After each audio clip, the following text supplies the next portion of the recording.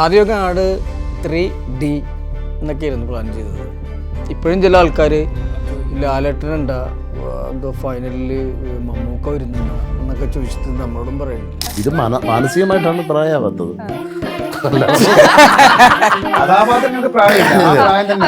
നിങ്ങൾ വണ്ണെടുത്ത് വെച്ച് നോക്കിയാൽ 3 ഇറങ്ങുമ്പോഴത്തേന് ആട് വണ്ണ് ചെന്നിട്ടൊന്ന് യൂട്യൂബിലെടുത്ത് ആ പടം നോക്കണം. അപ്പോൾ ഓരോരുത്തരെ ചേഞ്ച് അറിയാൻ പറ്റും. എല്ലാവർക്കും ഭംഗി കൂടിയിട്ടേ ഉള്ളൂ. 40 വയസ്സൊക്കെ ആയപ്പോഴാണ് 41 വയസ്സൊക്കെ ആയപ്പോഴാണ് ഞാൻ 9ാം ക്ലാസ്സുകാരനായിട്ടൊക്കെ അഭിനയിച്ചിട്ടുള്ളത്. അപ്പോൾ അതൊരു വലിയ ഭാഗ്യമാണ്. മലയാളത്തിൽ ആദ്യമായിട്ടാണ് ഒരു എപ്പിക് ഒരു മൂവി, കോമഡി മൂവി. ഒരു നോബി ഒഴിച്ച് എല്ലാവരും പഴയ ആദ്യമായിട്ട് അല്ലല്ല നോബി വടക്കം വീരാതിലേക്കല്ല. നമ്മളൊന്നും മനസ്സിൽ ചിന്തിച്ചു പോലുമില്ല. നസീർ സാറ്, ജയൻ സാറ്, ചിരഞ്ജീവി, ഇദ്ദേഹമൊക്കെ അവരൊക്കെ കുതിരപ്പുറത്ത് ഇങ്ങനെ വരുമ്പോൾ നമ്മൾ തിയേറ്ററിൽ കണ്ടിട്ടുണ്ട്. ഒരു കഥാപാത്രമായിട്ട് നമ്മൾ സ്ക്രീനിൽ കുതിരപ്പുറത്തൊക്കെ വരും. നമ്മളൊന്നും ചിന്തിച്ചിട്ടില്ല. എന്നെ ചിന്തിക്കാത്തെന്ന് വെച്ചാൽ ഒരിക്കലും നടക്കത്തില്ല. പിന്നെ എന്തിനാ ചിന്തിക്കുന്നത്? എല്ലാവരും കുതിരപ്പുറത്ത് കയറുന്നുണ്ട്, ഞാൻ ഒഴിച്ച്. നമ്മൾ മാത്രമല്ല, ഞാൻ ധർമ്മണ്ണ ഉണ്ടായിരുന്നു. ഞാൻ എന്നെ കാണുമ്പോൾ കുതിര ഇങ്ങനെ നോക്കിയപ്പോൾ എനിക്ക് കയറുമെന്നുണ്ട്. അതായത് കുതിരപ്പുറത്ത് ഇങ്ങനെ പല സിനിമ കണ്ടില്ല, ഇങ്ങനെ കുതിര പല രമണിൽ കൂടെ കാലം അനക്കാണ് ആടി ഇറങ്ങുന്നത്. ഏറ്റവും തമാശ എന്തറിയോ, ഇവിടെ ഞങ്ങളെ കുതിരപ്പടി പ്രാക്ടീസിന് പോയില്ലേ, ആ കുതിരക്ക് ഈ കപ്പലണ്ടി മുട്ടായി കൊടുത്ത് സ്നേഹിച്ചതിന് സെറ്റാക്കണമെന്ന് പറഞ്ഞു. ആവോളം സ്നേഹം കൊടുത്തു ഈ കുതിരക്ക്. കപ്പലണ്ടി മുട്ടായി എല്ലാം കൊടുത്തതിനെ സ്നേഹം തന്നിട്ട് ഏതോ കുതിര പൊക്കമുള്ള കുതിരപ്പുറത്ത് കയറ്റ ആളുണ്ട്. അതായത് പിടിച്ച് കയറ്റി 3 പേര് കൂടി എടുത്ത് എന്റെ മണ്ടേ കൊണ്ടേക്കും. പിന്നെ പറഞ്ഞാൽ കുതിര വന്നു നിന്നാ പിന്നെ ഇവനും ബിജുക്കുട്ടൻ്റെ ചാടി ഇറങ്ങും. ബിജുക്കുട്ടൻ്റെ കൊക്കെ ചാടും പോലെ ഭയങ്കര പൊക്കമല്ലേ കുതിര, എത്തുന്നില്ല ചാടി.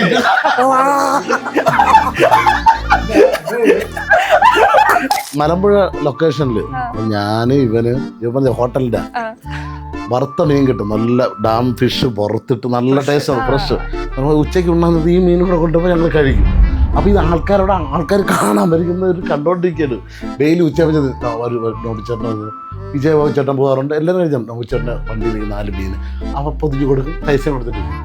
ഇതിന് വേറെ ആരോ ടൂറിന് വന്നിട്ട് നോബിച്ചേട്ടൻ്റെ വണ്ടിയിലേക്ക് 4 മീൻ വാങ്ങിച്ചോണ്ട്. അന്ന് ഞങ്ങൾ മീൻ മേടിച്ചില്ല. ഞങ്ങൾ പുള്ളി പൈസയ്ക്ക് വന്നു,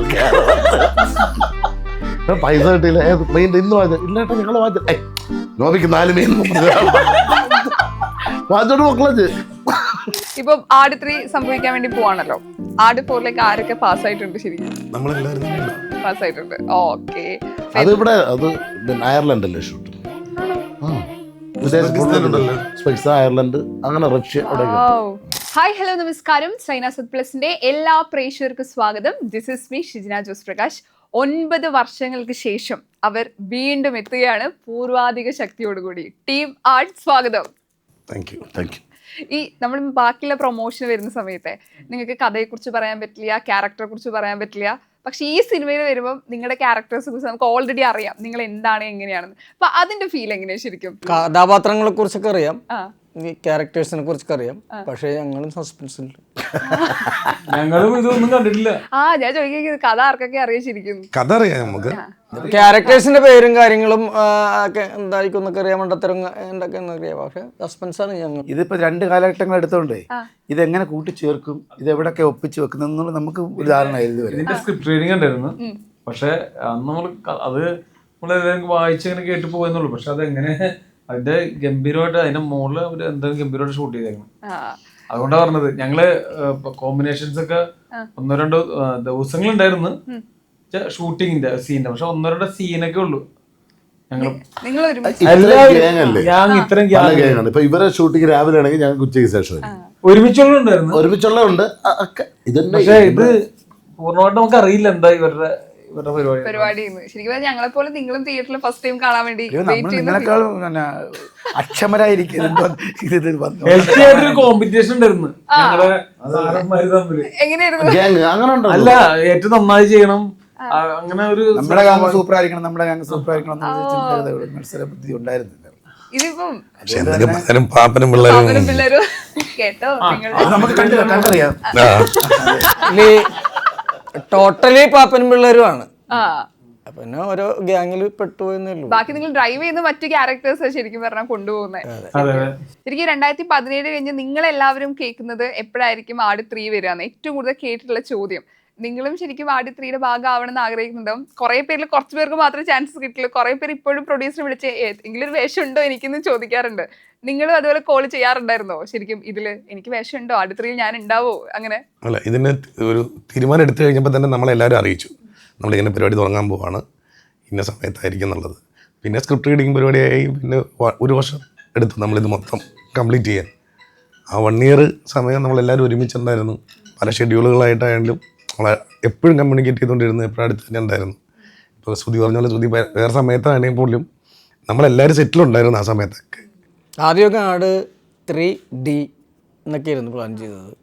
ഇപ്പോഴും ചില ആൾക്കാർ ലാലേട്ടനുണ്ടാ എന്തോ ഫൈനലിൽ മമ്മൂക്ക വരുന്നുണ്ടാ എന്നൊക്കെ ചോദിച്ചിട്ട് നമ്മളോടും പറയുന്നുണ്ട്. നമ്മളിപ്പോൾ ട്രെയിനിൽ വന്നപ്പോൾ തന്നെ നമ്മൾ ഈ പറഞ്ഞതുപോലെ നമ്മളത് പയ്യന്മാർ നമ്മൾ ഒരു സിനിമ പറ്റി അങ്ങനെ പറഞ്ഞ് നമ്മൾ കേട്ടിട്ടില്ല.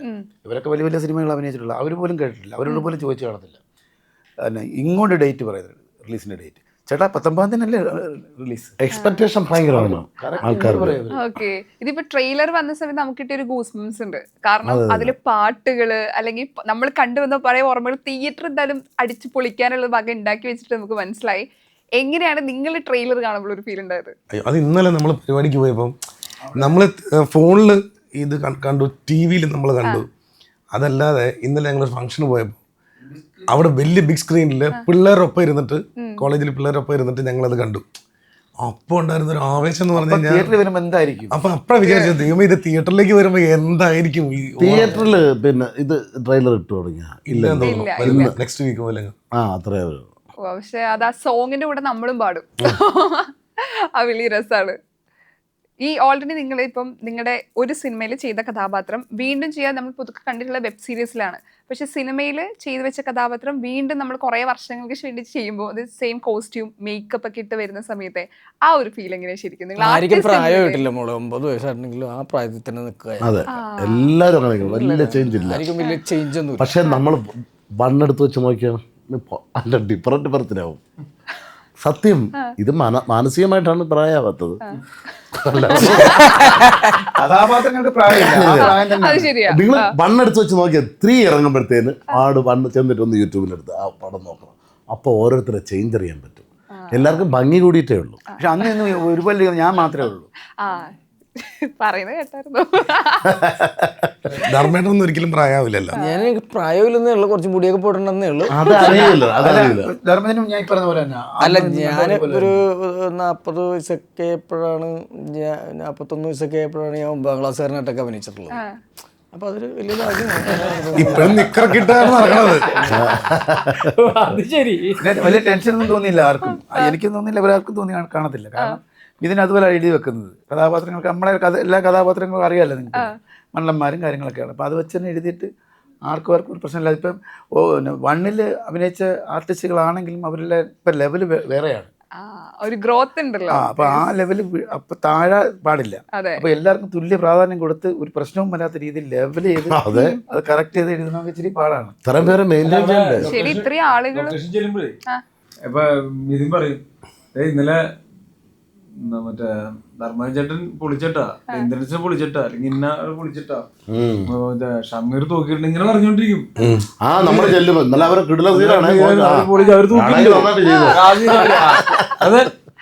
അപ്പൊ അറിയാണ്ട് ഉള്ളിൽ വരുമല്ലോ, ശരിയാവില്ലല്ലോ. അപ്പൊ അടുത്ത ഗ്യാങ് പ്ലാൻ ചെയ്യും, നമുക്കിവിടെ എന്തെങ്കിലും സാധനം കയറ്റണം.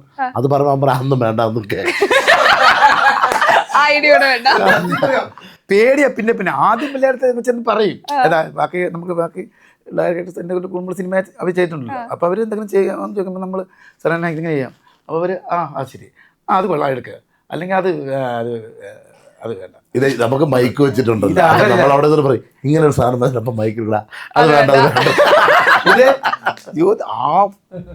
നിൽക്കുന്ന ജനങ്ങളൊക്കെ മുന്നേ നാണം കെടുത്തിയാ പറയുന്നത്. എത്ര പേരെ മുമ്പിലാണ്? 300 ജൂനിയർ ആർട്ടിസ്റ്റിന് മുമ്പിൽ വെച്ചാണ് പറയണം. അയ്യോ, നീ ഇത് പറയാനായിട്ട് ഇങ്ങോട്ട് എഴുന്നേക്കല്ലേ അവിടെ തന്നെ ഇരുന്നോളെ.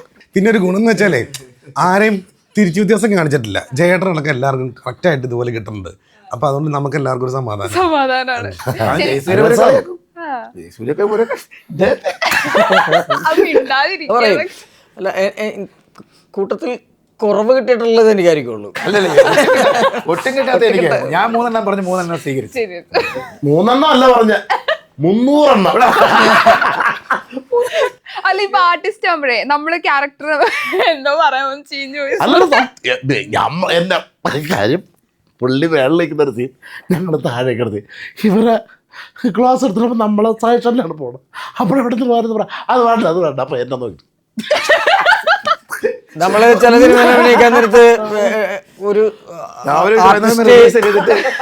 മനസ്സിലായ ചില സിനിമ ചില നേരത്തിന് ആർട്ടിസ്റ്റ് ഡയറക്ടർ തമ്മിൽ ഒരു ചെറിയ ഇങ്ങനെ മാറി എന്നിട്ട് ഇതങ്ങനെയില്ല. മിഥുനെ സംബന്ധിച്ചിടത്തോളം ഞങ്ങൾ ഭയങ്കര ഫ്രണ്ട്ലിയാണ്. ലൊക്കേഷൻ നിൽക്കുമ്പോൾ പുള്ളിയുടെ ഡയറക്ടർ ആണെന്ന് പോലും നമുക്ക് പറയാൻ പറ്റില്ല. അതുപോലെ അത്രയും നിസ്സാരമായിട്ട് നടക്കുന്നത്. മോണിറ്ററിന്റെ ഫ്രണ്ടിലേക്ക് ഇരിക്കുമല്ലോ, ആ നേരത്തെ മാത്രമേ പുള്ളി ഡയറക്ടർ ആവുള്ളൂ. അല്ലാത്ത സമയത്ത് മൊത്തം നമ്മളുടെ കൂട്ടത്തില് ഇരിക്കുന്ന അപൂർവം നിമിഷങ്ങൾ മാത്രമേ ഉള്ളൂ ഇരിക്കുന്നത്, ബാക്കി എല്ലാം നിൽക്കുന്ന നടക്കുക ഷോട്ടിന്റെ സമയത്ത് മാത്രം. ഇത് അത്രയും പുള്ളിയുടെ മനസ്സിലുണ്ടല്ലോ. അതെ, അജു വന്നു സർപ്രൈസ് അല്ലേ അജു? പിന്നെ തന്നടാ, പിന്നെ നീ അത് പൊളിക്കല്ലേ? ഇപ്പൊ പൊളിഞ്ഞില്ലല്ലോ. ഞങ്ങൾ കണ്ടായിരുന്നു അയച്ചോണ്ട് പേര്. ഇതിന് ടൈം ട്രാവലിംഗ് ഉണ്ടല്ലോ ശരിക്കും. അതും പലർക്കും ഫസ്റ്റ് എക്സ്പീരിയൻസ് ആയിരിക്കും. 2 എല്ലാവർക്കും മലയാളത്തിൽ ആദ്യമായിട്ടാണ് ഒരു എപ്പിക് ഒരു മൂവി, കോമഡി മൂവി. ഈ ഇരിക്കുന്നവരെല്ലാം നോബി ഒഴിച്ച് എല്ലാവരും പഴയ കാലഘട്ടം ആദ്യമായിട്ട് അഭിനയിക്കുന്ന. അല്ലല്ല നോബി വടക്കം വീരാതിലേക്കുള്ള അല്ല കുതിരപ്പുറത്ത് കയറിയാ അറിയില്ലായിരുന്നില്ലേ കുതിരപ്പുറത്ത്? ഞാൻ പറയണത് ചരിത്രപടങ്ങളൊക്കെ കുറെ വന്നിട്ടുണ്ടെന്നല്ലാതെ ഇതൊരു എപ്പിക് കോമഡി ആണല്ലോ. അതാണ് ഞാൻ പറഞ്ഞത്. ടൈം ട്രാവലർ മലയാളത്തിൽ ആദ്യമായിരിക്കുള്ളൂ. നമ്മളൊന്നും മനസ്സിൽ ചിന്തിച്ചു പോലുമില്ല. നസീർ സാറ്, ജയൻ സാറ്, ചിരഞ്ജീവി അദ്ദേഹമൊക്കെ അവരൊക്കെ കുതിരപ്പുറത്ത് ഇങ്ങനെ വരുമ്പോൾ നമ്മൾ തിയേറ്ററിൽ കണ്ടിട്ടുണ്ട്. നമുക്ക് വേണമെങ്കിൽ കുതിരപ്പുറത്ത് കയറാം, ബീച്ചിൽ ചെന്ന് കഴിഞ്ഞിട്ട് കുതിരയുടെ പുറത്ത് കയറി. അങ്ങനെയാണ് ഇവൻ പ്രാക്ടീസ് ചെയ്തത്. പക്ഷേ ഒരു സിനിമയില് ഒരു കഥാപാത്രമായിട്ട് നമ്മൾ സ്ക്രീനിൽ കുതിരപ്പുറത്തൊക്കെ വരും നമ്മളൊന്നും ചിന്തിച്ചിട്ടില്ല. എന്ന് ചിന്തിക്കാത്ത ഒരിക്കലും നടക്കത്തില്ല. പിന്നെ എന്തിനാ ചിന്തിക്കുന്നത്? എല്ലാരും കുതിരപ്പുറത്ത് കയറുന്നുണ്ട്, ഞാൻ ഒഴിച്ചു. നമ്മൾ മാത്രമല്ല, ഞാൻ ധർമ്മേണ്ണ ഉണ്ടായിരുന്നു. ഞാൻ എന്നെ കാണുമ്പോൾ കുതിര ഇങ്ങനെ നോക്കി എനിക്ക് കയറും.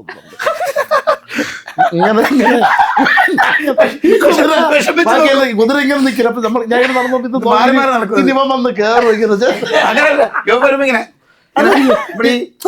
നല്ല അടിക്കുന്ന അധ്യാപകരെ നമ്മൾ അവരുടെ മുഖത്ത് നോക്കത്തില്ല ഇങ്ങനെ. അതുപോലെ ഇവൻ അടുത്ത് വരുമ്പോ ഇങ്ങനെ നമുക്ക് എല്ലാവർക്കും ഷൂട്ടിന് മുന്നേ തന്നെ പ്രാക്ടീസ് ഉണ്ടായിരുന്നു. ഇപ്പൊ ഫ്രൈഡേ ഫിലിം ഹൗസാണ് നമ്മളെ കുതിര ഓടിക്കാൻ പഠിപ്പിച്ചത്. ഒരു ട്രെയിനിങ്ങിന് വിട്ടു മരട്ടില്. അതിനുശേഷമാണ് നമ്മൾ അങ്ങോട്ട് ചെല്ലുന്നത്. അപ്പോൾ ഇവിടുത്തെ ഒരു കുതിരേനെയാണ് നമ്മളെല്ലാവരും ഇങ്ങനെ പ്രാക്ടീസ് ചെയ്തുകൊണ്ടിരിക്കുന്നത്. അവിടെ ചെന്നപ്പോൾ ഭയങ്കര വലിയ കുതിരകൾ അവിടെ വന്നിരിക്കുന്നത്. നമുക്ക് ഒരു തലേദിവസം നമ്മൾ ചെല്ലാൻ പറഞ്ഞു. ഷൂട്ടിന് ഒരു ദിവസം മുന്നേ ചെന്നു. കുതിരയുടെ പുറത്ത് കയറി ഈ സൈച്ചേട്ട സെൻറ്ററിൽ അപ്പുറത്ത് ഇപ്പുറത്തും, അപ്പുറം ഞാൻ ഇപ്പുറത്ത് ഹരി, അത് ചെറിയ നേരമായിട്ടുള്ള വഴി കൂടെ വേണം ഓടിക്കാൻ. അത് സ്പീഡിൽ ഓടിക്കണം. അപ്പോൾ ഇത് പ്രാക്ടീസ് ചെയ്യാൻ വേണ്ടിയിട്ട് നമ്മളെ വിട്ട്. എൻ്റെ പൊന്നെ കുതിരയുടെ ഒരു പോക്കെന്ന് പറഞ്ഞു കഴിഞ്ഞാൽ കേൾപ്പിക്കാൻ പിന്നെ ഒരു സീനില് ഇവൻ കുതിരപ്പുറത്ത് വരണ സീനുണ്ട്. ഇവൻ കുതിരപ്പുറത്ത് ഇങ്ങനെ വരും. അപ്പൊ നമ്മൾ താഴേക്കാണ്. ഇവൻ വരുമ്പോ ഇവനും പേടിയുണ്ട്. ഇവന് കുതിരപ്പുറത്ത് ഇത് കൊണ്ട് ഓടിക്കളഞ്ഞാല് ഇവനത് പേടിയുണ്ട്. പക്ഷെ ഇവൻ ആ പേടി കാണിക്കാൻ നമ്മളിങ്ങനെ നോക്കും. പക്ഷെ ഉള്ളിലും പേടിയാകുമ്പോ കാണാൻ മാറും. അതുകൊണ്ട് ആറ്റിറ്റ്യൂഡ് ഇങ്ങനെ പിടിക്കും. ഇത് കൊണ്ട് പോയാൽ തീർന്നില്ല. പുതിയ എന്തെങ്കിലും കായിക പരിപാടി എന്തെങ്കിലും? ഇതല്ലേ ഏറ്റവും വലുത്. കുതിരപ്പുറത്ത് കളരിപ്പയറ്റ്, കുതിരപ്പയറ്റ് എല്ലാം ഉണ്ട്. സുധീകോപ്പ കുതിരയുടെ മണ്ണെന്ന് ചാട്ടമുണ്ട്, പൂഴിക്കടകളുണ്ട്, മണ്ണ് പറത്തിയ ഒരു അടിയുണ്ട്. കുതിരയുടെ മണ്ണെന്ന് ചാടും. മറ്റേ ഇതേപോലെ അതായത് കുതിരപ്പുറത്ത് ഇങ്ങനെ മറ്റേ സിനിമ കണ്ടില്ല, ഇങ്ങനെ കുതിര പല രമേൽ കൂടെ കാലം അങ്ങനെയൊക്കെയാണ് ആടി ഇറങ്ങുന്നത്. ഏറ്റവും തമാശ എന്നറിയോ, ഇവിടെ ഞങ്ങളെ കുതിര പ്രാക്ടീസിന് പോയില്ലേ, ആ കുതിരക്ക് ഈ കപ്പലണ്ടി മുട്ടായി കൊടുത്ത് സ്നേഹിച്ച് അതിനെ സെറ്റാക്കണമെന്ന് പറഞ്ഞു. ആവോളം സ്നേഹം കൊടുത്തു ഈ കുതിരക്ക്. കപ്പലണ്ടി മുട്ടായി എല്ലാം കൊടുത്ത സ്നേഹം തന്നിട്ട് ഏതോ കുതിര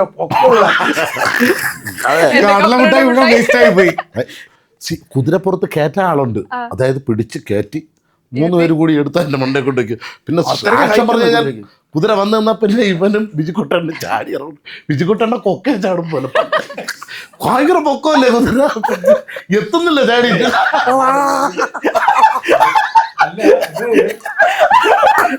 സാക്ഷ്യം പറഞ്ഞ പത്ത് മിനിറ്റ് കഴിഞ്ഞാൽ താഴെ അങ്ങനെ ഇന്റർവ്യൂല് ആ കുതിരപ്പുറത്ത് പാഞ്ഞു വന്നിട്ട് ചാടി ഇറങ്ങിയിട്ട് വന്നിട്ട് പറഞ്ഞിട്ട് ഒരു ഡയലോഗ്. അപ്പൊ ഈ കുതിര എന്ന് പറഞ്ഞ പറയുമ്പോ നല്ല ഹൈറ്റുണ്ടല്ലോ, അപ്പൊ ചാടി ഇറങ്ങി അങ്ങനത്തെ ഒരു ഗ്രൗണ്ട്, അത് വലിയ ഗ്രൗണ്ട്. അപ്പൊ ഇതാവുമ്പോ പതുക്കെ ഓടിയപ്പോ സ്പീഡ് ഇങ്ങോട്ട് ഈ സൈഡ് പൊട്ടി, നമ്മുടെ ടൈസ് ഇവിടെ ഇല്ലേ ഇങ്ങനെ പിടിക്കണല്ലോ, തെറിച്ചു പോയി. എങ്ങോട്ട് പോകുന്ന നമ്മള് വേറെ ഈ കുതിര സാധാ ഇതിന് പോണ കുതിരയാണ്, അതുകൊണ്ട് അപ്പം ഇതിനകത്തൊരു രഥം ഉണ്ടാക്കിയിട്ട് ആരോ ഉണ്ടാക്കിയ രഥം ഇവർ കൊണ്ടുവന്നു. 2 കുതിരയെ കെട്ടി. പക്ഷെ ഈ രഥത്തിന്റെ ടയർ അലൈൻമെന്റ് വ്യത്യാസം, കുതിര ചുട്ടപ്പോൾ രഥം ഇങ്ങനെ പോകും കേട്ടോ. ആലോചിച്ചോളൂ. അപ്പൊ അവിടെ മഴ പെയ്തോണ്ടോ, മഴ വരുന്നു, ഇത് മണ്ണിന്റെ പുതിയ മണ്ണല്ലേ, ഈ രഥം ഇങ്ങോട്ട് പോകും, കുതിര ഇങ്ങോട്ട് മറ്റാള്. ഇതങ്ങനെ ആക്കിയാൽ പറ്റൂലല്ലോ. ശരിക്കും പറഞ്ഞാ ഈ സീൻ കാണുമ്പോഴേ ഈ പറഞ്ഞ സ്റ്റോറീസ് ആയിരിക്കും. നമ്മളപ്പോ ടെൻഷനാണ്, നമുക്ക് ഇത്രയും ആൾക്കാർ നിൽക്കുന്നു, ഇതിങ്ങനെ വ്യത്യാസം വരും. അപ്പം ഡയറക്ടറൊക്കെ ആലോചിച്ച് നോക്കണം, വട്ടടിച്ചിരിക്കണോ. കുതിരപ്പുറത്ത് പോകുമ്പോഴേ ഇങ്ങനെ പോകുമ്പോൾ നമ്മൾ ഇങ്ങനെ പോകും. കാര്യം എന്താണെന്നറിയോ, ഈ കുതിരയ്ക്ക് താളമുണ്ട്. കുതിര ഇങ്ങനെ ഓടുമ്പോൾ ഇങ്ങനെ ആകുമല്ലോ. അപ്പം നമ്മൾ ഇത് മേലോട്ട് വരുമ്പോൾ നമ്മൾ മേലോടും, നമ്മൾ ബാക്ക് മേലോട്ട് ഇങ്ങനെ ആവണം, അത് താഴെ ഇങ്ങനെ. അപ്പോൾ ആ ബാലൻസ് ഇങ്ങനെ പോയെങ്കിൽ നമുക്ക് പ്രശ്നമില്ല. ഇത് നമുക്ക് ആർക്കും പ്രാക്ടീസ് ഇല്ലല്ലോ. ഇത് പൊങ്ങുമ്പോൾ നമ്മൾ താഴും, ഇങ്ങനെ ഇടിച്ചിടിച്ചിടിച്ചിടിച്ചാ പോകുന്നത്. അതാ ഇടിച്ചിടിച്ചിടിച്ചിടിച്ച്, അതാണ് ഈ ബാലൻസ് സെറ്റ് പോകുന്നത്. ഭയങ്കര ഹാർഡ് വർക്ക് ഉണ്ടല്ലോ ഇതിന് പുറകെ, പുതിയ കാര്യങ്ങൾ പഠിക്കണം. അല്ലെങ്കിൽ അല്ല ഇതൊക്കെ ഓക്കെ. അപ്പൊ ഞാൻ കരുതി മമ്മൂക്കക്ക് ഒരു കൈ ഇങ്ങനെ വെച്ചിട്ടാണ് അവർക്ക് നേരത്തെ ഒറ്റക്കൊക്കെ ഓടിച്ചു പോകും. ആ പ്രൈസലോട് സിനിമ നീ ഉണ്ടായിരുന്നോ? പ്രൈസലോട് സിനിമ ഒരു മലയുടെ മേളിൽ വെച്ച് സോങ് സീക്വൻസ് എടുക്കുന്നുണ്ട്. അപ്പോൾ അവിടെ വണ്ടിയുള്ളത് പഴയ കുതിരപ്പുറത്താണ് കാലഘട്ടം. പോകുന്നത്. ആ മമ്മൂക്ക കുതിരപ്പുറത്താണ് വന്നത്. നമ്മൾ നടന്ന് മലയുടെ പുള്ളിയുടെ വണ്ടി ഏറ്റു. പക്ഷെ പുള്ളി താഴെ നിന്ന് ക്യാരവൻ കുതിര കൊണ്ട് അതിൽ കയറി മേളിൽ വന്നു. അതുപോലെ പ്രാക്ടീസ് അവർക്ക് എത്ര വർഷങ്ങൾ. ഈ ടൈം ട്രാവലിംഗ് പറയുമല്ലോ, നിങ്ങൾക്ക് ഒരു അവസരം കിട്ടാണ് ടൈം ട്രാവലിംഗ് ചെയ്ത് നിങ്ങളുടെ ലൈഫിൽ ഒരു കാര്യം ചേഞ്ച് ചെയ്യാൻ പറ്റുവാണെങ്കിൽ, അതിപ്പോൾ കരിയർ ആവാം എന്തെങ്കിലും ആയിരിക്കട്ടെ, അങ്ങനെ ഒരു ചേഞ്ച് ചെയ്യാൻ പറ്റുകയാണെങ്കിൽ എന്തായിരിക്കും ചേഞ്ച് ചെയ്യുക? നമ്മൾ കുറേ കൂടിയൊക്കെ മെച്ചപ്പെടുത്തുക എന്നുള്ള രീതിയിലായിരിക്കുള്ളൂ ചെയ്യണത്. അങ്ങനത്തെ ഒരു എന്നാൽ ഇപ്പം നമ്മളുടെ ഓരോ മൂവിയിൽ എടുക്കുമ്പോൾ നമ്മൾ ഇത്തിരി മെച്ചപ്പെട്ട് അങ്ങനെയാണല്ലോ നമ്മൾ ചിന്തിക്കേണ്ടത്. എൻ്റെ രീതി അങ്ങനെ ചിന്തിക്കുള്ളൂ. കരിയറിലൊരു ബെസ്റ്റ് കൊടുക്കാൻ പറ്റുന്ന രീതിയിലുള്ളൊരു ടൈം ട്രാവലർ ആണെങ്കിൽ അടിപൊളിയായിരിക്കും. Okay done. നെൽസൺ ചേട്ടാ, നമുക്ക് തന്നെ പറയാനുള്ളൂ. നമുക്ക് ഇപ്പം നമ്മളിപ്പോൾ ഇവിടെ വരെ എത്തിയല്ലോ, നമുക്ക് ഇനി പഴയ ഒരു കാലത്തിനുണ്ടെങ്കിൽ നമുക്ക് ഇപ്പം വന്ന അനുസരിച്ച് കുറച്ചുകൂടെ കെയർ ചെയ്ത് നമ്മുടെ കാര്യങ്ങൾ ബുദ്ധിപൂർവ്വം കൈകാര്യം ചെയ്ത് വരണം, അങ്ങനൊരു ആഗ്രഹമുണ്ട്. എന്നുവെച്ചാൽ മനസ്സിലായില്ലേ, ഇനി അതായത് നമുക്ക് ഒരുപാട് പാകപ്പിഴകൾ പറ്റിയിട്ടുണ്ട്, അതൊന്നും വരാതെ രീതിയിൽ. Okay done. ഈ സൈഡ് തന്നെ ഇത്തിരി കൂടെ മെച്ചപ്പെട്ട രീതിയിൽ വരണം. അപ്പൊ നമുക്ക് അറിയാമല്ലോ ഇങ്ങനെ ആവുന്നുള്ളത്. അപ്പൊ ഇനി ഒരു അവസരം കിട്ടുമെങ്കിൽ നമ്മൾ അതനുസരിച്ച് ഇത് തന്നെ നമ്മളൊക്കെ ഇതൊക്കെ ആയിരിക്കണം. ഇത് വേറെ ആളൊന്നും ആവണ്ട, നമ്മളിത് തന്നെ മതി. ഇത് തന്നെ മതി. ഇച്ചിരി കൂടെ മെച്ചപ്പെടണം എന്നേ ഉള്ളൂ. പിന്നെ ലോണൊന്നും വരരുത്, അതൊക്കെ നമ്മൾ ശ്രദ്ധിക്കും. അതന്നെ ഞാൻ എല്ലാം പറഞ്ഞേ, അതെല്ലാം നമ്മൾ ശ്രദ്ധിക്കുള്ളൂ. ഇനി നമുക്കൊരു ജീവിതം ടൈം ട്രാവൽ ചെയ്ത് പോണ കാര്യം ചോദിച്ചേ. അത് തന്നെ പറഞ്ഞ അതല്ല നമ്മൾ ഈ ഗുണല്ലേ. നിങ്ങളുടെ ഫേവറേറ്റ് ആയിട്ടുള്ള ഒരുപാട് പടങ്ങൾ ഉണ്ടാവും, ആർട്ടിസ്റ്റുകൾ ഉണ്ടാവും. നമ്മൾ ജനിക്കുന്നതിന് മുമ്പുള്ള സിനിമകളാവാം, അതിന് ശേഷമുള്ളതാവാം. എങ്കിലും ഈ ഒരു സെറ്റിൽ എനിക്ക് പോകാൻ പറ്റിയിരുന്നെങ്കിൽ, ഈ സെറ്റിൽ ഒരു കഥാപാത്രം ചെയ്യാൻ പറ്റിയിരുന്നെങ്കിൽ എന്ന് തോന്നുന്ന ഒരു പടം ഏതാ? എനിക്ക് നായർ സാബ്, എനിക്ക് ഭയങ്കര ഇഷ്ടമുള്ള സിനിമ നായർ സാബ്. ഭയങ്കര രസം. അത് കാര്യം ആ സിനിമ കാണുമ്പോൾ അറിയാം ഭയങ്കര രസമായിട്ടാണ് അവരെല്ലാവരും ചെയ്തത്. കാര്യം അതിൽ മമ്മൂക്ക ഇത് ബാക്കി ഇത്രയും പട്ടാളക്കാരാണ്, അവർ ചിരിച്ച് കളിച്ച് ഉല്ലസിച്ചാണ് ആ പടത്തിൽ അവർ ചെയ്യുന്നത്. അതിൻ്റെ നേരെ ഓപ്പോസിറ്റാണ് കീർത്തി ചക്രം, കിടന്ന് യുദ്ധവും ചെയ്ത്. രണ്ടും വ്യത്യാസമുണ്ട്. മറ്റത് തമാശ ജോളിയായിട്ട് ലാസ്റ്റ് മാത്രം ഫൈറ്റൊക്കെ ഉണ്ട്. എനിക്ക് ഭയങ്കര ഇഷ്ടമുള്ളൊരു സംഭവമാണ് അത്. കണ്ടിട്ടില്ല, കാര്യം നമ്മൾ സ്കൂളിൽ പഠിക്കുന്ന സമയത്താണ് ആ പാട്ടൊക്കെ. എന്നോട് എപ്പോഴും വയറ് വീഴുക. മിലിറ്ററി പടങ്ങളൊക്കെ ഭയങ്കര ഇഷ്ടമാണ്. ഒരിക്കലും മിലിറ്ററി പടത്തിൽ നമ്മൾ പട്ടാളക്കാരായിട്ട് ഒരിക്കലും നമ്മൾ ഒതാൻ കയറ്റില്ല. ഇതിനകത്ത് പോലീസാണെങ്കിലും വലിയ ഓട്ടോ ബഹളമൊന്നുമില്ല. മറ്റത് അങ്ങനെയല്ല, പറ്റില്ല. ഇനിയിപ്പോ നല്ല ക്യാരക്ടേഴ്സ് കിട്ടി എന്തായാലും ഹെലികോപ്റ്റർ ഇരിക്കാം, ഓടിക്കാൻ 2 വീഡിയോ. മറ്റത് കഴിഞ്ഞ സീസൺ ഇതല്ല സീസൺ എന്ന് ആട് 2-ലെ മറ്റേ സർക്കിളിന്റെ അടുത്ത് എറിയുന്ന ഒരു സ്ഥലമുണ്ട് പാലത്തിന്, അത് ജയസൂര്യയുടെ ഇൻട്രോ. അവിടെ ഒരു കടയുണ്ട് ഞായറാഴ്ച, എല്ലും ഇത് കഴിക്കാൻ വേണ്ടി ആൾക്കാർ ഭയങ്കര വരും. അവിടെ എടുത്ത് ചാടിയത് ഒരുത്തെ, അതായത് SI ഇങ്ങനെ എടുത്ത് എറിയണം. ഡാമാണത്, ഇടുക്കി ഡാമിന്റെ ഒരു സൈഡാണ്, മലങ്കര ഡാം അല്ലേ, ഏതാണ് ഡാം? മലങ്കര ഡാം. ആ ഡാമിന്റെ പാലത്തിൽ. അപ്പം ഇത് ഞായറാഴ്ച മാത്രമേ ഷൂട്ട് ചെയ്യുള്ളൂ. 3 ഞായറാഴ്ച കൊണ്ടാണ് ഇൻട്രോ ഷൂട്ട് ചെയ്തത്. ബാക്കിയുള്ള ദിവസം സ്കൂൾ വണ്ടി പോകണോണ്ട് അവിടെ ഷൂട്ട് ചെയ്യില്ല. അപ്പം താഴെ ഒരു ചെറിയ പാലമുണ്ട്, അപ്പം അതുവഴി വേറെ വണ്ടികൾ പോകും. ഈ പാലത്തിന് വണ്ടി വലിയ ലോറി ഇട്ട് ഇവർ ലോറിയിൽ എല്ലാവരും നിൽപ്പുണ്ട്. അപ്പം മറ്റൊരു പുള്ളിയാണ് ഇപ്പോൾ ഇതായിട്ട് അഭിനയിക്കുന്നത്, SI ആയിട്ട്. പുള്ളിക്ക് പേടി, റോപ്പൊക്കെ വെച്ച് ഫൈറ്റേഴ്സൊക്കെ ഉണ്ട്, ഇവിടെ നിന്ന് എടുത്ത് ഡാമിൽ എറിയണം. അപ്പോൾ ഇങ്ങനെ ടെൻഷൻ അടിച്ചിരിക്കണം. അപ്പോൾ അവിടെ ഒരു നാട്ടുകാരുണ്ട്, ഒരാൾ, അയാൾ വന്നിട്ട് അവിടുത്തെ നാട്ടുകാരനാണ് മുന്നോട്ട് വന്നിട്ട് അപ്പം എത്തി കാപ്പ് കുടിച്ചാ. പുള്ളി നമ്മുടെ അടുത്തൊരു കാപ്പ് കുടിച്ചാ, അപ്പം ഞാൻ കുടിക്കാൻ പോകുന്നത് നമ്മളെ പ്രൊഡക്ഷനാണ് കഴിക്കണം. പുള്ളി നിങ്ങൾ കഴിച്ചാൽ എല്ലാവരും വന്നിട്ട് കാണിച്ചിട്ട് അവിടെ എൻ്റെ അടുത്ത് നിന്ന് എന്ത്, ഞാൻ പറഞ്ഞ് ടെൻഷൻ. ആർക്ക്? ഇവിടെ നിന്ന് എടുത്ത് എറിയണൻ്റെ ടെൻഷനാണ്. അപ്പം പുള്ളി എന്ത് ടെൻഷൻ? ഇവിടെ താഴോട്ട് ഭയങ്കര പാലമാണേ, എന്തിനു പേടിക്കണം? ഷർട്ട് ഒറ്റ ചാട്ടം. ഈ പാലത്തിൻ്റെ പണി നീയാൾ മറ്റേ ടെൻഷൻ മാറ്റാൻ. എന്നിട്ട് നീന്തി അപ്പുറത്താണ് വന്നപ്പോൾ എന്ത് പറ്റി? ധർമ്മേണ്ട വന്നിട്ട് വെച്ച് എന്ത്? അപ്പം പറഞ്ഞു എവിടെ പോയിരുന്നു? ഞാൻ ചാടിയ കണ്ടില്ലേ? അപ്പം ധർമ്മേണ്ട പറഞ്ഞു ഇല്ല ഞാൻ കണ്ടില്ല. സത്യം. എന്നിട്ട് വീണ്ടും ഇങ്ങനെ നീന്തി വന്നിട്ട് അങ്ങനെ കറങ്ങി വീണ്ടും വന്നു. അപ്പോൾ ഇവന്മാരോടി വന്ന് എന്താളിയാ? അപ്പം എല്ലാവരും വന്ന് നോക്കിയാണ് ഇവൻ വന്ന്. അപ്പം ഇവ അപ്പുറത്തിരിക്കുന്നു, ഇത് ബഹളം കണ്ടോണ്ട് ഇവൻ വന്ന് ലോറിക്കകത്ത് ഇവൻ ഇന്ന് മറ്റേ പുള്ളി നനഞ്ഞു കുളിച്ചിരിക്കുകയാണ്, ഷർട്ട് അവിടെ ഇരിപ്പുണ്ട്. എന്ത് പറ്റി? ഞാൻ പറഞ്ഞു ഈ ചേട്ടൻ എടുത്ത് ചാടി. കണ്ടില്ലേ എവിടെ പോരുന്നത്? ഞാൻ ഇവരെല്ലാവരും കണ്ടല്ല കേട്ടാ. അടുത്ത ചേട്ടൻ ചാടി ഡാമാണ്, നീന്തി അപ്പുറം ചെന്ന് തിരിച്ചു വന്ന വരവ് എങ്ങനെയെന്നറിയാം? ജയസൂര്യക്ക് വരാൻ വേണ്ടി ഇവിടെ ഇത് വെച്ചേക്കുന്നു എൻട്രി ബുള്ളറ്റിൽ. ഇവൻ നീന്തിയിട്ട് അവിടെ നിന്ന് തിരിച്ചു നമ്മൾ ഇത്രയുള്ളൊരു മീൻ കടിച്ചോണ്ട് മാസ് എൻട്രി ഇങ്ങനെ മീൻ കടിച്ചോണ്ട് വരുന്നത്. അപ്പം നമ്മൾ ഞെട്ടിപ്പോയി. അതായത് ഇങ്ങനെ ചാടി ഇല്ല പൊന്മാനൊക്കെ കൊഴിയുമ്പോൾ അങ്ങനെയാണ് വിചാരിച്ചത്. അത് ഇങ്ങനെ ചാടിയപ്പോൾ കടി കടിച്ചടിക്കുന്ന വരെയാണ് അങ്ങനെയാണ് വന്നത് സ്റ്റൈലായിട്ട്. അപ്പം നമ്മൾ ഞെട്ടിപ്പോയി. അപ്പം വെച്ച് ഇതെങ്ങനെയായിട്ടാണ് മീൻ കടിച്ചെടുത്തത്? അതൊക്കെ ഉണ്ടാകുമ്പോൾ ഒരു അമ്മച്ചി പറയണം അത് മേളിലാരാ തോട്ടയിട്ട് കൂടി ചത്തു വന്ന വീട്. വേറെ മറ്റൊരു പറയണ നിന്റെ പേരും പറഞ്ഞ് മീനൊക്കെ വിളിച്ചിട്ട് പോയെന്ന്. അതിവിടെ മലമ്പുഴ ലൊക്കേഷനിൽ. അപ്പം ഇവൻ ഹോട്ടലിൻ്റെ വറുത്ത മീൻ കിട്ടും, നല്ല ഡാം ഫിഷ് പുറത്തിട്ട് നല്ല ടേസ്റ്റാണ്, ഫ്രഷ്. അപ്പം ഞങ്ങൾ പോയിട്ട് ഇത് കഴിച്ചു, ഭയങ്കര രുചി. അപ്പം പിറ്റേന്നൊക്കെ ഞങ്ങൾ ചെന്നിട്ട് നമ്മൾ പ്രൊഡക്ഷനിലെ ബീനു വല്ലും എന്നിട്ട് പറയും ചേട്ടൻ 4 മീൻ വേണം ചേട്ടനൊക്കെ. നമ്മൾ ഉച്ചയ്ക്ക് ഉണ്ണുന്നത് ഈ മീൻ കൂടെ കൊണ്ടുപോയി ഞങ്ങൾ കഴിക്കും. അപ്പോൾ ഇത് ആൾക്കാർ കാണാൻ വരിക്കുന്നവർ കണ്ടുകൊണ്ടിരിക്കുകയാണ്. ഡെയിലി ഉച്ചയാകുമ്പോൾ നോബിച്ചേട്ടനെ വന്ന് വിജയബാബു ചേട്ടൻ പോകാറുണ്ട്, എല്ലാവരും കഴിച്ചാൽ നോബിച്ചേട്ടൻ്റെ വണ്ടിയിലേക്ക് 4 മീൻ അവ പൊതിഞ്ഞ് കൊടുക്കും, പൈസ കൊടുത്തിട്ട് വെക്കണം. ഇതിന് വേറെ ആരോ ടൂറിന് വന്നിട്ട് നോബിച്ചേട്ടൻ്റെ വണ്ടിയിലേക്ക് 4 മീൻ വാങ്ങിച്ചോണ്ട് പോക്കണം. അന്ന് ഞങ്ങൾ മീൻ മേടിച്ചില്ല, ഞങ്ങൾ പുള്ളി പൈസയ്ക്ക് വന്നു പൈസ കിട്ടിയില്ല. മീൻ ഇന്ന് വാങ്ങിച്ച ഇല്ലേട്ടാ ഞങ്ങൾ വാങ്ങിച്ച നോബിക്ക് 4 മീൻ വാങ്ങിച്ചോണ്ട് മക്കളെ. ഇതുപോലെ സംഭവം ഉണ്ടായി. നമ്മൾ പൊള്ളാച്ചി ഷൂട്ട് ചെയ്യുമ്പോൾ ഒരു ചേട്ടൻ ഒരു ചേട്ടൻ വയസ്സായപ്പോൾ വന്നിട്ട് 4 മുയലിൻ്റെ പൈസ എന്ന് പറഞ്ഞിട്ട് മുയലിറച്ചിയുടെ പൈസ ചോദിച്ചുകൊണ്ട് വന്നൊരു പുള്ളി. അപ്പോൾ പുള്ളി അതിൽ മൊത്തം ഇങ്ങനെ ചോദിച്ച് നടക്കുക. ആ ചുമന്ന് ജുബ ഇട്ടിട്ട് ഇങ്ങനെ മറ്റേ തമിഴാണ് പുള്ളി പറയുന്നത്, റെഡ് ജുബയും അതുപോലെ തന്നെ കളർ മുണ്ടെടുത്തിട്ടുള്ള ആളാണ്.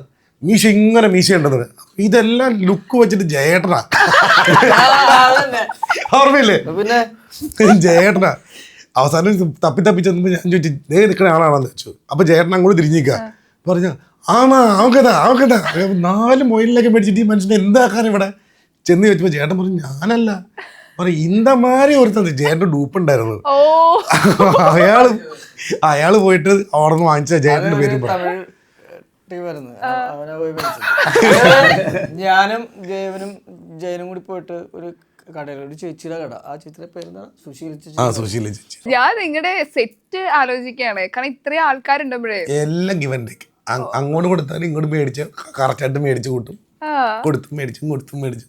കുറെ മെമ്മറീസ് പരിപാടി ഉണ്ടാവും. പിന്നെ ഓപ്പോസിറ്റ് നിൽക്കുന്ന ആള് ഇപ്പം പൊതുവെ കോമഡി സിനിമകൾ അങ്ങനെയാണ്, എല്ലാവരും പരസ്പരം അറിയാവുന്നവരാണ്. അതാണ് ഭയങ്കര സംഭവം. 10 വർഷത്തെ പരിചയം എല്ലാവരും ഏറ്റവും കുറഞ്ഞത്. എല്ലാരും അങ്ങോട്ട് ഇങ്ങോട്ട് അറിയാലോ. ഈ പടത്ത് തന്നെ 10 വർഷം പഠിക്കും. ഇതിന്റെ സംഭവം ലൊക്കേഷനിൽ ഈ ആൾക്കാരെല്ലാരും വരും. ആടിന്റെ ലൊക്കേഷൻ ഷൂട്ട് എന്ന് പറയുമ്പോൾ പിള്ളേർ സെറ്റ് എല്ലാം വന്ന് കാണാൻ നിൽക്കും. അവര് ഭയങ്കര ഇതല്ലേ കാണുന്ന എല്ലാരെയും. അവര് വന്ന് ഇങ്ങനെ ആടിന്റെ ഷൂട്ട് പ്രത്യേകിച്ച് ഇതിപ്പോ പണ്ട് നമ്മളൊരു ഷൂട്ടിങ് കാണാൻ പോകുമ്പോൾ ഇപ്പോൾ ഒരു സ്റ്റാറിന്റെ പടം നമ്മൾ അതേ ഇതായിരിക്കുമല്ലോ പിള്ളേർക്കും. പ്രത്യേകിച്ച് ഈ ഷാജി പാപ്പന്റെ പിള്ളേർക്ക് ഭയങ്കര സ്നേഹമാണ് പിള്ളേർക്ക്. ഇപ്പം ആട് 3 സംഭവിക്കാൻ വേണ്ടി പോവാണല്ലോ. ആട് 4 ആരൊക്കെ പാസ്സായിട്ടുണ്ട്? ശരിക്കും നമ്മളെല്ലാവരും പാസ്സായിട്ടുണ്ട്. ഓക്കെ. അത് ഇവിടെ അത് അയർലൻഡല്ലേ ഷൂട്ട്? ആണോ? ആ വിദേശത്തുള്ളത് സ്പെക്സ് അയർലൻഡ് അങ്ങനെ റഷ്യ അവിടെ എന്നോട് പറഞ്ഞു. ഞാൻ വിശ്വസിക്കേ ഇനി വലിയ കളികളായിരിക്കും. പക്ഷെ കളികൾ വലുതായിരിക്കും. ഞങ്ങൾ പക്ഷെ അവിടെ മഴയില്ലല്ലോ. പക്ഷെ ഈ ആട് 3 കണ്ടെങ്കിൽ മാത്രമേ ആട് 4 മനസ്സിലാകത്തുള്ളൂ. അത് ഉറപ്പാണ്. അത് കറക്റ്റ് അല്ലേ? ആട് 3 കണ്ടാലല്ലേ ആട് 4 മനസ്സിലാവും. കുഴപ്പമില്ലെന്നേ, അത് ഇപ്പൊ ഉച്ചയായി വിശക്കുന്നു. അതല്ല, ഇതിനുമായിട്ട് അത് മറത്തില്ലേ, മറ്റു ഒരുപാട് മാറ്റം സംഭവിക്കും. ഇതിനകത്ത് തുടക്കം മാത്രമേ ഉള്ളത്. ലാസ്റ്റ് ആ തുടക്കം മാത്രമേ ഉള്ളത്. ആട് 3 ഒരു വ്യത്യസ്ത അനുഭവമായിരിക്കും. അതിന്റെ ക്യാമറ, അതൊക്കെ പ്രൊഡക്ഷൻ വലിയ പടമാണ്. കോടികൾ മുടക്കിയ പടമാണ്. അതിൻ്റെ ഒരു ഇതുണ്ടാവും. ആർട്ട് ഒക്കെ വലിയ ഭയങ്കര ആർട്ട് ഡയറക്ടറിനൊക്കെ അമ്മ എന്തോരം പറഞ്ഞാലും ശരി, ഭയങ്കര രസമായിട്ട് എവരിബഡി അവർ ആ ഒരു ടീമിൻ്റെ വർക്ക് ഉണ്ടല്ലോ. ഒരു ഡയറക്ടറായിട്ട് അങ്ങ് സിങ്കായിട്ട് ഒരു രക്ഷയില്ലാത്ത ഒരു പ്രൊഡക്റ്റല്ല കൊണ്ടുവന്ന് ഇറക്കുന്നത്. ഒരുപാട് ചിരിച്ചു കേട്ടോ. എനിക്ക് തോന്നുന്നു സിനിമ കാണുമ്പോൾ നമ്മൾ അതിലേറെ ചിരിക്കും. കാരണം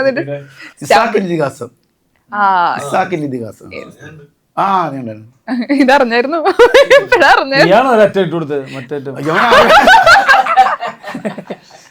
ഓക്കെ, അപ്പൊ മാർച്ച് 19 ഞങ്ങളെ കാത്തിരിക്കുകയാണ് ഈ സിനിമ കാണാൻ വേണ്ടിയിട്ട്. ഒരുമിച്ചിരുന്ന് കാണണമെന്നാണ് പറയുന്നത് എല്ലാവരും. തീർച്ചയായിട്ടും ഫസ്റ്റ് ഷോ എന്തായാലും ഉണ്ടാവും. അപ്പം എല്ലാവിധ ആശംസകളും നേരുന്നു. പൊളിക്കാം. Okay, thank you so much. Thank U.